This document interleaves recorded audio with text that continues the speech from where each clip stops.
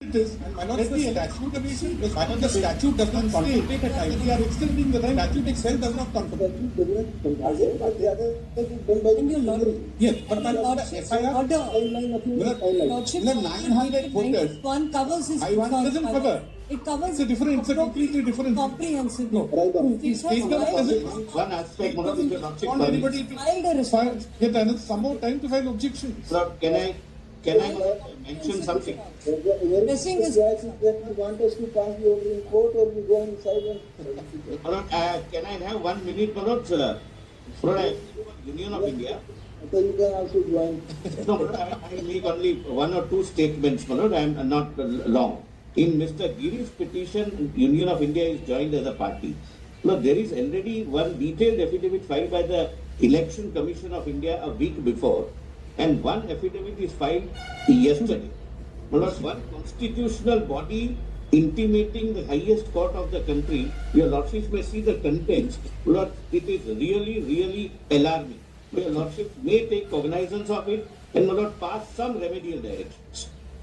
That's what I want to take your lordship to that affidavit, additional affidavit filed by the. Please also that affidavit, Manoj, otherwise it would be. Somebody must have linkage to all the. I saw it. There must be some discipline in these parties. In this petition, we should be made party. We are arguing here. We have not been made party. They should have, they can always ask for the, whatever central forces, paramilitary forces, state police force, state. Manoj, can we see the affidavit? Manoj, it's not just Government's response in the rejoinderies. Police is my subject, state subject, you have no control. Correct. They refuse to register. এই প্রতিবেদন যখন প্রকাশ হচ্ছে তখন গতকাল হয়ে যাবে। গতকাল আমাদের মাননীয় মুখ্যমন্ত্রী শ্রীমতী মমতা ব্যানার্জির ভারতের প্রধান বিচারপতি মহামান্য সূর্যকান্তের এজলাসে এসআইআর নিয়ে মামলা মহামান্য প্রধান বিচারপতির বেঞ্চ ঠিক কী কী অবজারভেশন দিলেন তাই নিয়েই একটু আলোচনায় আসি। প্রথম কথাই হলো মাননীয়া মমতা ব্যানার্জি আজকে সুপ্রিম কোর্টে হাজির ছিলেন না, তার হয়ে শুধু সওয়াল করেন অ্যাডভোকেট কল্যাণ ব্যানার্জি। আজকে সোহেল জবাবে করতে কপিল সিব্বল বা অভিষেক মনু সিংভিরা উপস্থিত ছিলেন না। কে আর প্রতিদিন মামলায় হাঁটতে হাঁটতে বা কথা শুনতে কোর্টে হাজির হয়?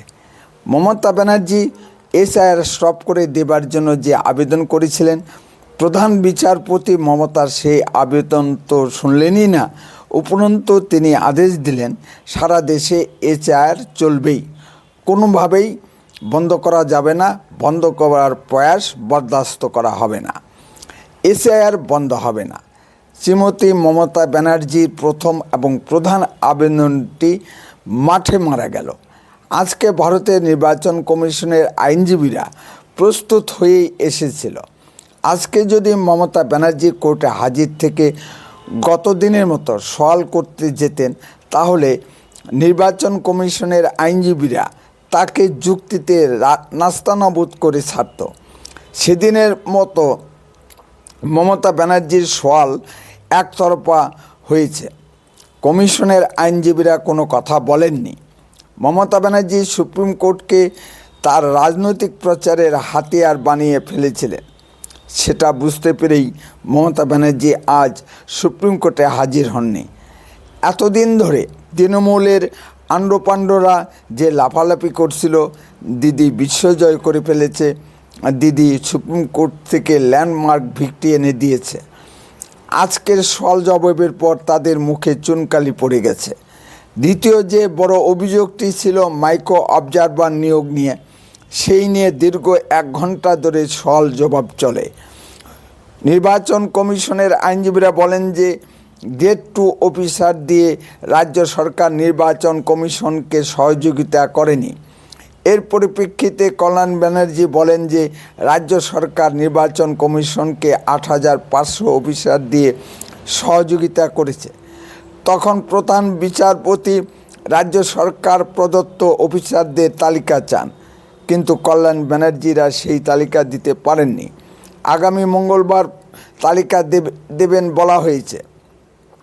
এতে মহামান্য প্রধান বিচারপতি যা বুঝার বুঝে যান এবং তিনি মাইক্রো অবজারভারদের নিয়োগ বাতিল করেননি। কমিশনের আইনজীবীগণ বলেন যে মাইক্রো অবজারভারদের 10 দিনের ট্রেনিং দিয়ে নিয়োগ করা হয়েছে এবং তারা এতদিন ধরে কাজ করছে, তাদের নিয়োগ বাতিল করা সম্ভব নয়। তাতে এসআইআরের কাজ ব্যাহত হবে। নতুন যে অফিসারদের দেওয়া হচ্ছে তাদের ট্রেনিং নিতে হবে বললেই তো নেওয়া যায় না। রাজ্য সরকার এতদিন দেননি কেন? তখন বিচারপতি অবজারভেশন দেন যে মাইক্রো অবজারভাররা থাকবেই, তাদের অ্যাসিস্ট করার জন্য রাজ্য সরকার প্রদত্ত অফিসারদের নিয়োগ করতে পারে নির্বাচন কমিশন। বিষয়টি নির্বাচন কমিশনের উপর ছেড়ে দেন প্রধান বিচারপতি। তারপর আসে বিভিন্ন বিডিও অফিস ভাঙচুর প্রসঙ্গ, যে ভাঙচুরে তৃণমূল সরাসরি জড়িত। ফারাক্কা বিডিও অফিস ভাঙচুরে তৃণমূল বিধায়ক মনিরুল ইসলাম সরাসরি জড়িত। তাছাড়া যেসব অফিসারদের বিরুদ্ধে এফআইআর করার কথা নির্বাচন কমিশন বলেছিল তাদের বিরুদ্ধে রাজ্য সরকার কোনো ব্যবস্থা নেয়নি।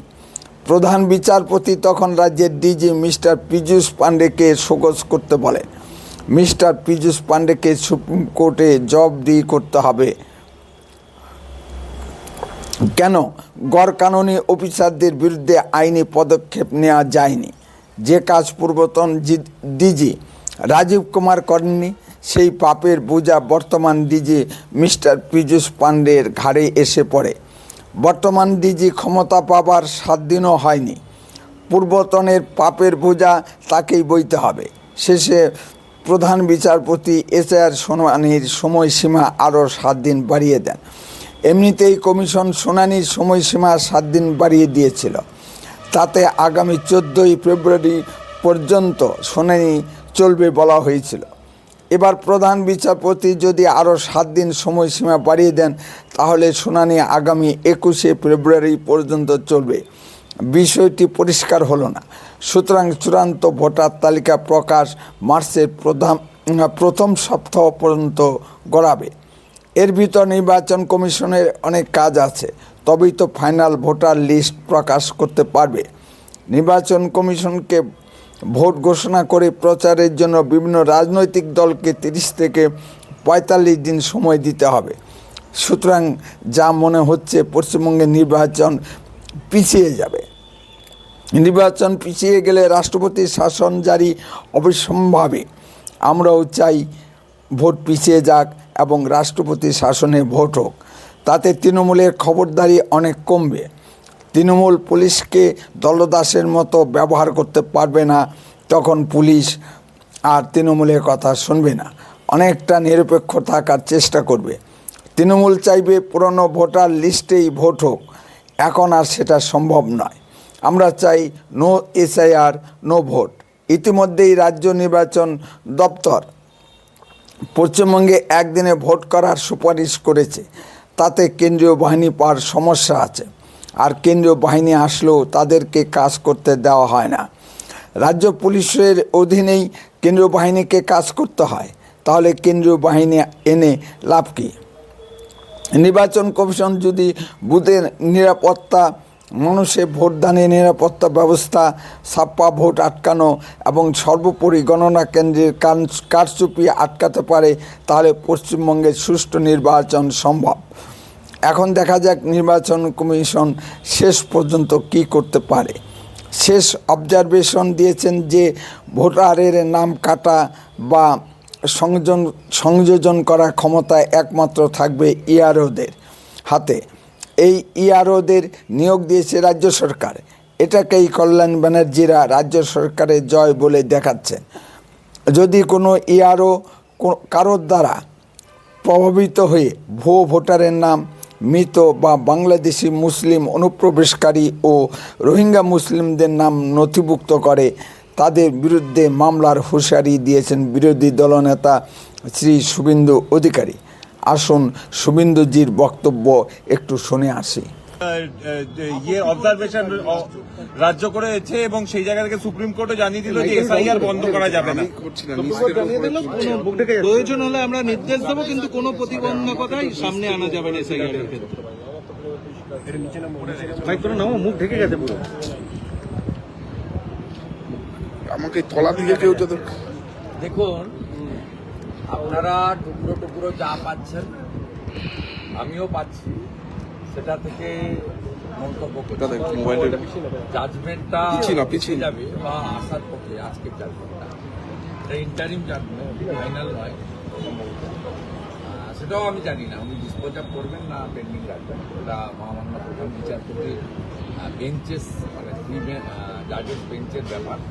কিন্তু আপনার সিবিআই মহোদয়, অনারেবল রেসপেক্টেড সিবিআই মহোদয়ের যে মন্তব্যগুলো আমরা দেখেছি, তাতে আটকানো এবং ভণ্ডুল করার প্রক্রিয়া সেটা বাধাপ্রাপ্ত হয়েছে। এবং বিশেষ করে ইলেকশন কমিশন আজকে যেভাবে গাইডলাইন মেনে সেটাও বলেছেন, এবং মাইক্রো অবজারভার তোলার যে মরিয়া প্রয়াস সেটাও প্রমাণিত হয়েছে। এবং মাইক্রো অবজারভারদের তার যে পাওয়ার এবং ফাংশন বলেছে, কার্যত এরা ওয়াচারের ভূমিকা নিয়েছেন। কিন্তু আমাদের আরপি অ্যাক্ট অনুযায়ী নাম তোলা বা খারিজ করার কমপ্লিট পাওয়ার ইআরওদের। দুটো কলম থাকে, তিনটে কলম থাকে না, অ্যাকসেপ্ট অবলিক রিজেক্ট। এবারে যদি ভুয়া যেগুলো মানে সন্দেহজনক তাকে আপনি অ্যাকসেপ্ট করেন, সেক্ষেত্রে ইআরওদের বিরুদ্ধে আমরাও ফাইনাল ভোটার লিস্ট বেরোনোর পরে কোর্টে যেতে পারি অ্যাজ এ স্বীকৃত রাজনৈতিক দল, এবং ভোটার হিসেবে আমাদেরও এভরি রাইট আছে। তাই মাইক্রো অবজারভাররা যেমন নজরদারির কাজ করছেন, তেমনি যেখানে সন্দেহজনক আছে, যার নাগরিকত্ব নিয়ে প্রশ্ন আছে, এই রকম ভোটারদের যদি ইনক্লুড করেন মমতা বন্দ্যোপাধ্যায়ের কথায় বা নন্দিনী চক্রবর্তীর কথায় বা আইপ্যাকের বুদ্ধিতে, তাহলে ইআরওদের কপালেও ভবিষ্যতে কিন্তু দুঃখ রয়েছে। যে রাস্তাটা তৃণমূল কংগ্রেস এবং তার নেত্রী কলকাতাতে সুপ্রিম কোর্টে খুলে দিলেন, তার ফলে ফাইনাল ভোটার লিস্ট পরে সন্দেহজনক অবৈধ অনুপ্রবেশকারী, মূলত বাংলাদেশি মুসলিম এবং রোহিঙ্গা, এদের নাম যদি ভোটার তালিকায় থেকে যায়, 18 বছরের নিচে যদি কোনো লোকের নাম থেকে যায়, মৃত লোকের যদি নাম থেকে যায়, তার ফুল রেসপন্সিবিলিটি গোজ টু ইআরও। এবং আমাদের ক্ষেত্রে দুটি আরো অপশন রয়েছে। ইআরওরা যদি ভুয়া নাম রেখে দেয়, আমাদের কাছে যদি তথ্য থাকে, আমরা ডিইওর কাছে আপিল করতে পারবো, অর্থাৎ district electoral role registration officer মানে ডিএম, এবং ডিএম যদি আবার গভর্নর হস্তক্ষেপে আমাদের বক্তব্য না নেন, ভাইট করে, আমরা কিন্তু ফাইনালি সিওর কাছে আসতে পারব, এবং সিও যদি রিজেক্ট করে তখন আমরা কোর্টেও যেতে পারব। অতএব যে মূল উদ্দেশ্য নিয়ে মমতা বন্দ্যোপাধ্যায়ের অভিযান, নাটক ড্রামা, এক শ্রেণীর সংবাদ মাধ্যমে বলা ইতিহাস তৈরি করলেন, সে কি ইতিহাস লোক দেখলো। উনি চেষ্টা করেছেন এসআইআর বন্ধ করতে, উনি চেষ্টা করেছেন 2024 লোকসভা ভোটে যে ত্রুটিযুক্ত ভোটার তালিকা তাকে সামনে রেখে নির্বাচনে যেতে। সেই উদ্দেশ্য তার এখন সফল হয়নি বলে আমার মনে হয়েছে, এবং এটাই হওয়া উচিত। অর্থাৎ আরও একটি আইনি লড়াইয়ের ক্ষেত্র প্রস্তুত হয়ে গেল। আইনি লড়াইয়ের ফলে বাংলার ভোট কি বিষবাও জলে চলে যাচ্ছে?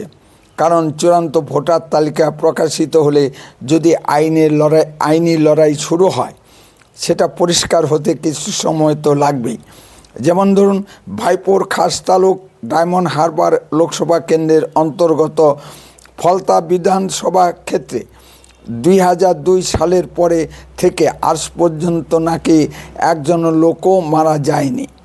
বিষয়টি এপিবি আনন্দে প্রকাশিত হবার সাথে সাথেই নির্বাচন কমিশন ব্যবস্থা নিয়েছে। তাহলেই দেখুন রাজ্য সরকার তাদের অফিসারদের দিয়ে কী ধরনের দুর্নীতি করাচ্ছে। রাজ্য সরকারের অসহযোগিতার ফলে নির্বাচন কমিশন কোনো আইনি ব্যবস্থাই নিতে পারছে না। এমনি কি অভিষেক ব্যানার্জির 7 লক্ষাধিক মার্জিনের ভোটে জেতে অভিষেক ব্যানার্জির জেতার রহস্য এখানে লুকিয়ে আছে। নমস্কার, আপনারা শুনছেন উত্তরের কণ্ঠ থেকে আমি প্রভাত বসাক, তুফানগঞ্জ, কোচবিহার। সুধী দর্শক মণ্ডলী, আপনারা আমার প্রতিবেদনটি যেখান থেকেই শুনছেন তাদের সকলের প্রতি প্রীতি ও শুভেচ্ছা রইল। আশা করি ভালো আছেন। চ্যানেলটিকে সাবস্ক্রাইব ও লাইক শেয়ার করে সকলকে দেখার সুযোগ করে দিন। এবার একটু আলোচনায় আসি। আজকের সওয়াল জবাবে একতরফাভাবে কারো জয় আসেনি। সুপ্রিম কোর্টে পশ্চিমবঙ্গের বাস্তব অবস্থা প্রতিফলিত হয়েছে মাত্র। এখানে ভারতের আইন কানুন ব্যবস্থা ও সংবিধান চলে না, এখানে চলে শুধু মমতার আইন ও কল্পিত সংবিধান। ভারতবর্ষের অন্যান্য রাজ্যের থেকে পশ্চিমবঙ্গের বিষয়টি একদম ভিন্ন। এ বাস্তবতা কি মহামান্য ভারতের প্রধান বিচারপতি বুঝতে পেরেছেন? ভারতের সুপ্রিম কোর্টের মহামান্য প্রধান বিচারপতি সূর্যকান্ত বিভিন্ন বিষয়ে মমতা সরকারকে রিকোয়েস্ট করেছেন। মমতার সরকার আগেই রিকোয়েস্টের সীমা অতিক্রম করেছে। মমতার সরকারকে রিকোয়েস্ট করে কিছু হবে না। সংবিধান অনুযায়ী সোজা ডিরেকশন দিতে হবে ভারতের প্রধান বিচারপতিকে। ভারতের অন্যান্য রাজ্যের তুলনায় পশ্চিমবঙ্গের বিষয়বস্তু আলাদা। ভারতের প্রধান বিচারপতির এ সত্যতা জানা উচিত। প্রধান বিচারপতি মমতার সওয়াল প্রসঙ্গে বলেছেন যে মমতা ব্যানার্জি সংবিধান মানেন কিনা তাই তিনি দেখছিলেন। এখানে রাজনীতি খোঁজা উচিত হবে না। প্রধান বিচারপতির যুক্তি মেনে নিয়ে এবং সম্মান জানিয়েও বলছি, প্রধান বিচারপতি কি সুপ্রিম কোর্টে সকল আবেদনকারীকে তার আইনজীবী থাকা সত্ত্বেও এই সুযোগ দেবেন, নাকি মমতা ব্যানার্জিকে একে মহিলা তার উপর মুখ্যমন্ত্রী বলে এই সুযোগ দিয়েছেন? প্রশ্ন উঠবেই। মাননীয় প্রধান বিচারপতি এই সুযোগ করে দিয়েছেন। আজকের সুপ্রিম কোর্টের সওয়াল জবাব পর্ব সহজভাবে বলবার চেষ্টা করলাম। যদি আপনাদের কিছু বলার থাকে নিশ্চয়ই কমেন্টে বলুন। আর লক্ষ্য রাখুন উত্তরের কণ্ঠের পর্দায়। চ্যানেলটিকে সাবস্ক্রাইব করুন। বন্দে মাতরম, ভারত মাতা কি জয়।